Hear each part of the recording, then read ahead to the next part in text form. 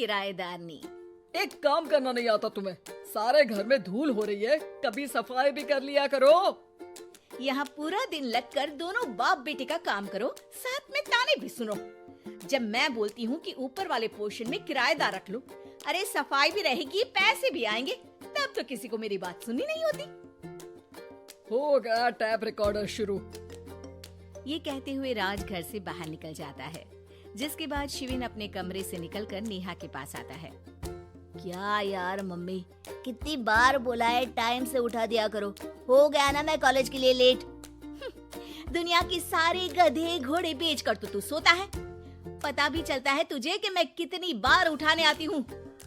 बस दोनों बाप बेटों को घर से निकलते हुए लेट होने की फिक्र है, वापस आते हुए कितना भी लेट हो जाए कोई फिक्र नहीं। ओहो मम्मी, ओवर एक्टिंग मत किया करो। माँ की बातें अब ओवर एक्टिंग ही तो लगेगी ना, मेरी तो कोई फीलिंग्स ही नहीं है। क्या करूँ, मर जाऊँ क्या मैं? ओ मम्मी, जा रहा हूँ मैं, बाय। शिविन चला जाता है और नेहा बेचारी किलसती अपने घर के कामों में लग जाती है।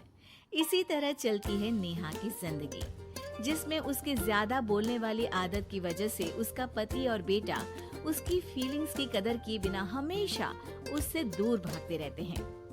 पूरा दिन घर में अकेले रहो और जब पति या बेटे से बात करने जाओ तो उनके नखरे अलग। अब मुझे ही कोई अच्छा किराएदार ढूंढना पड़ेगा।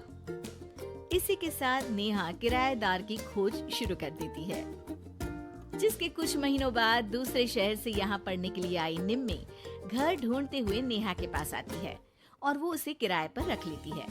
अगली सुबह हमेशा की तरह राज और शिविन अपनी जल्दी में होते हैं कि निम्मी वहाँ आ जाती है। दीदी, थोड़ी चीनी मिलेगी, वो कल ना राशन लाने का समय ही नहीं मिला। निम्मी को देखते ही दोनों बाप बेटे की जल्दी वहीं खत्म हो जाती है और वो निम्मी को इम्प्रेस करने की रेस में भागने लगते हैं। अरे मम्मी को क्यों परेशान करना, मैं हूँ ना। अरे तूने आज तक अभी किचन की शक्ल भी देखी है? रुको मैं लेकर आता हूँ। चीनी का डिब्बा कौन सा है और कहाँ रखा है वो तो पता नहीं है दोनों को, फिर चीनी के अपने मुंह से निकलने जा रहे हो किचन में। अरे मैं तो बस तुम्हारी मदद करने के लिए बोल रहा था। है क्या मदद? और वो भी तुम करोगे? सच में? अरे कोई तो सच बताओ, सुबह सुबह दोनों बाप बेटे कोई सूखा नशा करके तो नहीं आ गए ना? अरे कैसी बेकार की बातें करती हो मम्मी। अरे जब कौवा अचानक हंस की चाल चलने लगेगा तो शक होना तो लाजमी है ना। घर का ऐसा माहौल देख निम्मी वहां से जाने ही लगती है कि राज उसे रोक लेता है। अरे आपने चीनी तो ली ही नहीं? इट्स ओके भैया, मैं आज बिना चाय की ही कॉलेज चली जाऊंगी। जहाँ एक तरफ भैया सुन राज का दिल टूट जाता है, वहीं कॉलेज सुन शिविन खुश हो जाता है। वैसे आप कौन से कॉलेज में हो? इस पर निम्मी जवाब देने ही वाली होती है, लेकिन नेहा टोकते हुए बीच में बोल पड़ती है। अब दोनों को देर नहीं हो रही। हद है इनसे भी, कहीं बात बनने ही नहीं देंगे मेरी तो। अरे जा रहे, अब यहाँ बचाई क्या है?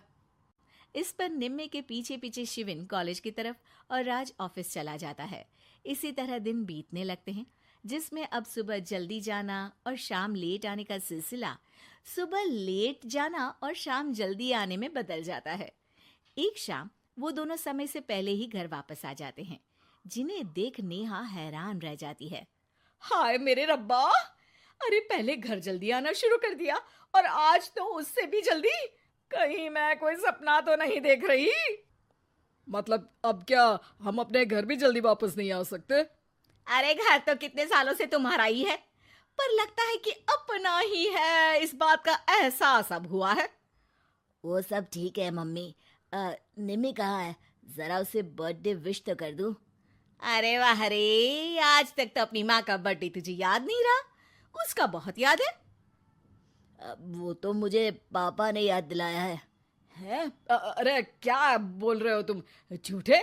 नहीं बेबी, देखो मुझे तो तुम्हारा बर्थडे भी याद नहीं रहता, तो उसका कहाँ से याद रहेगा मुझे?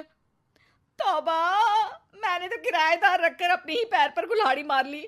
बेटा तो बेटा, यहाँ तो बाप भी किसी से कम नहीं है। इतनी देर में निम्मी भी घर वापस आ जाती है, जिसे देखते ही शिविन हैप्पी बर्थडे गीत गाता हुआ उसके पास चला जाता है। हैप्पी बर्थडे निम्मी। बताओ आज क्या चाहिए तुम्हें? हाँ हाँ, मांग लो ना इसकी जान। अरे नहीं नहीं, मुझे कुछ नहीं चाहिए, बल्कि मैं तो आज आप लोगों को कुछ देने आई हूँ। क्या क्या देने आई हो? निम्मी अपनी बैग में से मिठाई का डिब्बा और शादी का कार्ड निकालती है। ये मेरी शादी का कार्ड और मिठाई।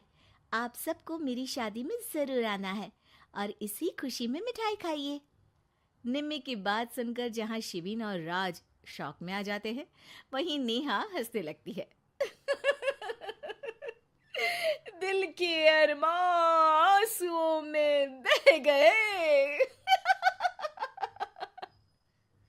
नेहा की बात से कंफ्यूज्ड निम्मी उससे इसकी वजह पूछती है, जिस पर नेहा अपने पति और बेटे की सारी करामातें उसे बताती है। आई कांट बिलीव, आपको मैंने भैया बोला, और शिविन तुम्हें तो मैं हमेशा छोटे भाई की तरह समझती हूँ, लेकिन कहते हैं ना, man will be always man. लेकिन आज से ये विमेन सेम नहीं रहेगी इनके लिए। फिर क्या, बाप बेटे आगे आगे और नेहा झाड़ू लेकर उनके पीछे